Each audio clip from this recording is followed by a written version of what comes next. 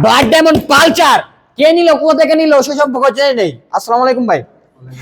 আপনার নাম কি? রাশিদুল। বুঝলাম না নামটা। রাশিদুল ইসলাম। রাশিদুল ইসলাম। আপনার বাসা কোথায়? কাপারচিয়া থানা, চরকিয়াটি গ্রাম। ও আচ্ছা ভাই, ব্যাগটা কিনে নাকি চালাই চলে দেখছিলেন? হ্যাঁ, ইনশাআল্লাহ সবকিছু ঠিক আছে? ঠিক আছে। গাড়ির পেপারস বুঝে পাইছেন? পাইছি। তো ভাই ব্যাগটা কত টাকা নিলেন? বাইকটা 80,000 টাকা। 80,000 টাকা কিন্তু নিয়ে নিল কি পালসার 150 সিসির বাইক। রাস্তা কিন্তু আবার নাম্বার করা বাইক, ঢাকার নাম্বার প্লেট। তো ভাইয়ের জন্য সকলে দোয়া করবেন তিনি তার গন্তব্যস্থলে সুন্দরভাবে পৌঁছাতে পারে। আর আমাদের জন্য দোয়া করবেন আমরা যেন বাংলাদেশের মধ্যে সবচেয়ে কম প্রাইসে ভালো ভালো বাইক বিক্রি করতে পারি। যারা যারা যারা যারা আমাদের ফেসবুক পেজটি এখনই ফলো দেন নাই, আমাদের ফেসবুক পেজটি এখনই ফলো দেন। তাহলে কিন্তু ঘরে বসে থেকে জানতে পারবেন বাইকের সকল আপডেট, সকল সবকিছু ঘরে বসে থেকে জানতে পারবেন। তো আমাদের লোকেশন হচ্ছে নরসিংদী জেলা মাধবদী বাস স্ট্যান্ড।